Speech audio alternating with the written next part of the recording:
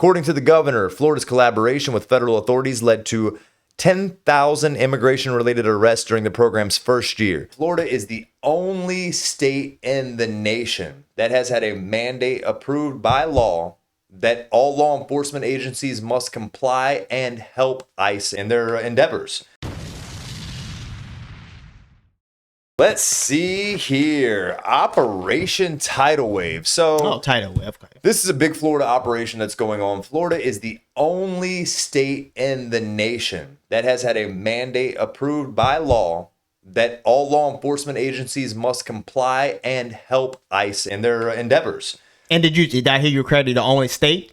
The only state in the nation that Oh, wow. has laws passed that local ordinances, state ordinances, county, etc. Everyone Wow. must help ICE in their process. Oh, wow. I didn't know that. So, that was kind of how this Operation Tidal Wave kicked off.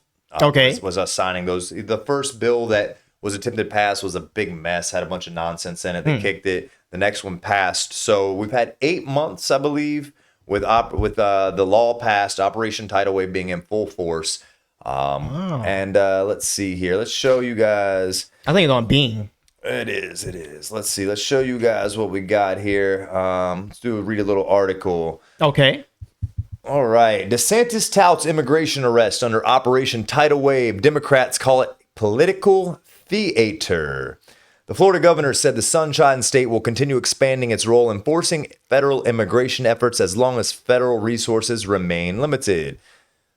Baker County, Florida. Florida Governor Ron DeSantis kicked off 2026 at the Baker Correctional Institute, also known as Deportation Depot, highlighting what he calls major progress under Florida's immigration enforcement initiative, Operation Tidal Wave.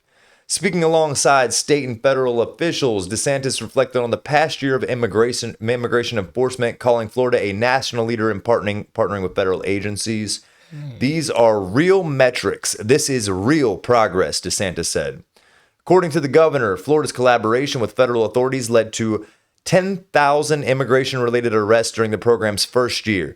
It's not even the program's first year. This is the first fiscal year, or the first calendar year. Tidal Wave has only been going on for 8 months. Wow. DeSantis said 63% of those arrests involve people with prior criminal records, including violent and sex-related offenses. Wow, so over half of them. And he goes on to say, you don't have to be convicted of a crime to be subject to immigration enforcement. To say that would be the case would be absurd. You're giving people a license to come in the country illegally until you commit a serious crime? No. We want to prevent the serious crimes from happening. Right.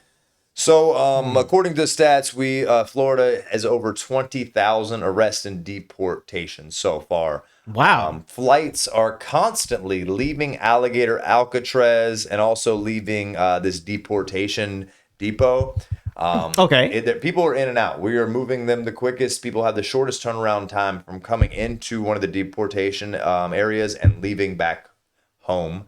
Of any state. We're moving them the quickest. Do we have the most arrests? No, we also don't have the highest population. Yeah, we don't have the highest population. I believe we have the most arrests per capita. Wow, that's really good, though. So we're doing good with that. I don't know. What are your thoughts? No, I think that's a really good thing that they were able to deport that many people. 10,000 seems small. But, I mean, on a state scale, I think that's really good. Yeah. On a state scale. And, and over half of them had committed a crime, so that's even better. They've all committed. Well, yeah, they've all committed a crime, but on top of coming in the country, they committed another crime. A lot of them violent crimes, so that you get a lot of violent offenders out of your neighborhoods, out of your city. So that's a very good thing. Makes me proud to be an American. To be honest, I'm not even American, to be a Floridian. DeSantis has really done, as much as I've kicked him in the sack over the last several years. He's really done a great job. He's done a really great job with Florida. I don't think we could have had a better governor. I don't think so either. It's really amazing how much he's been able to accomplish. It's really amazing how little he's let the pushback on him affect him. He seems like a very stoic person. He doesn't let a lot of things affect him negatively, emotionally. Because have you ever seen an interview with him. He's very Very stoic, very like straightforward. He might be autistic. He's not really. He might be autistic. He doesn't show a lot of emotion. And I like that. Yeah. I like that. So that's good. So because people can throw stuff at him and it doesn't even bother him, you know. So as we're leading forward, he's trying to be the person who set an example for other states on how to do things, but it seems like other states just are not following up. They're not passing laws to work with them, and Florida is working with them every day. Every single department in Florida is working with ICE. So why have the other states not taken the initiative? We have all these other red states that could easily do this. That's true. We do have a lot of other red states that could easily do this, but they choose not to. They just sit back and do nothing. That brings me back to last week, how we were discussing why Trump is unable to get the mass deportations done that he would like to do. Because people won't work with him. People won't work with him. Yeah, they won't work with him. I mean, you have one state who's actually passed a law to support ICE. Yeah. That's pretty sad. We got 50. Sad, man. I don't even know what else to 50 say. states in one. One state. Now, I do understand that maybe some Republican states, like in the Midwest and stuff, don't really have an immigration problem. Probably as much as like a Florida. Because Florida, we got, people can come in with maritime, stuff like that. Also, we have such a massive Hispanic population. Hispanics like to be here with their people. Yeah, exactly. So I do understand maybe some Republican states just don't have that problem as much, so maybe that's why they don't really go after as much as other states. But it is pretty sad that only one state out of the whole entire union is participating with the Trump administration. So we have very little time left with Ron DeSantis. Yeah, very little time. It's heartbreaking, guys. I don't think that Florida should change the law that they can only serve 2 terms. I think a governor for 2 terms, 2 consecutive terms is fair. If we were to change it, I think Virginia does. A governor can be 1 term. They can be as many terms as possible, but they can never do 2 consecutive.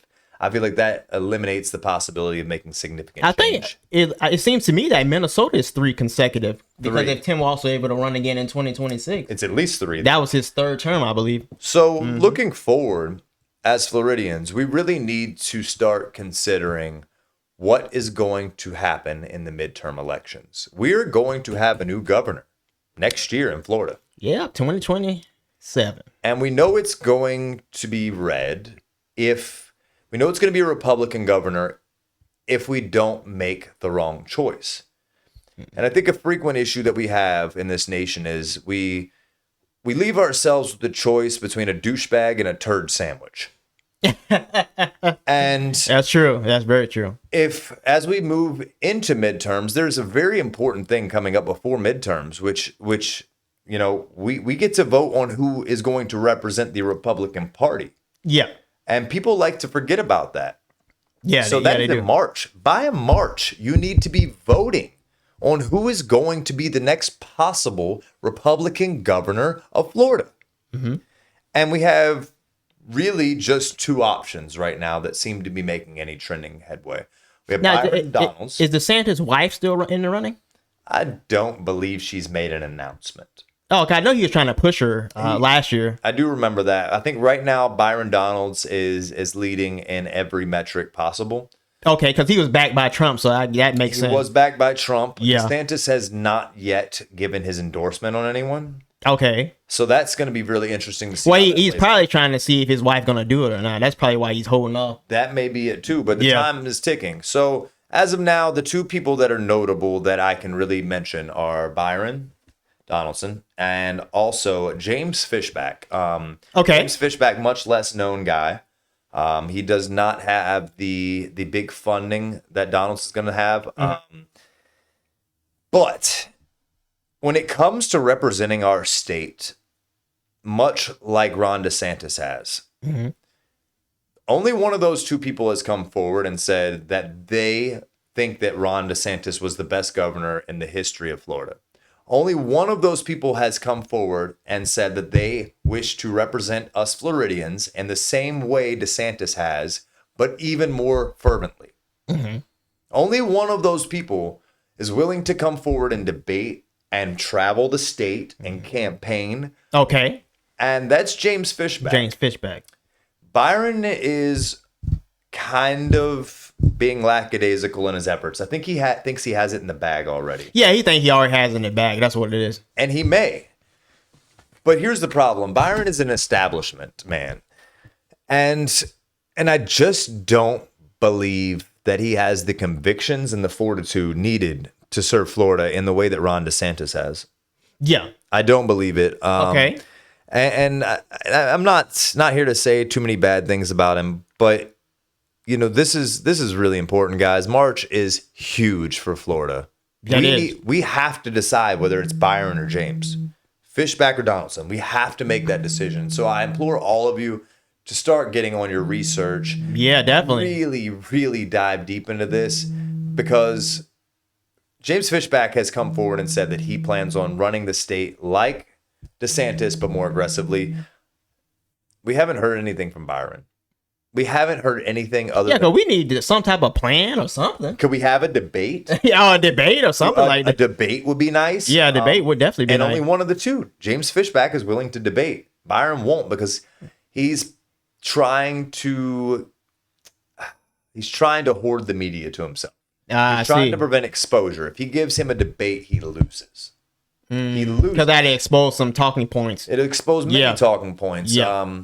And I think it's really important for you guys to think about the primaries coming up. We don't put enough importance on primaries. We're going to do a whole episode on it eventually, but we need to put more focus on our primaries. You guys need to make sure that you're getting registered to vote if you are not already. You need to be researching the possible candidates, whether you're a Democrat or Republican. I don't care.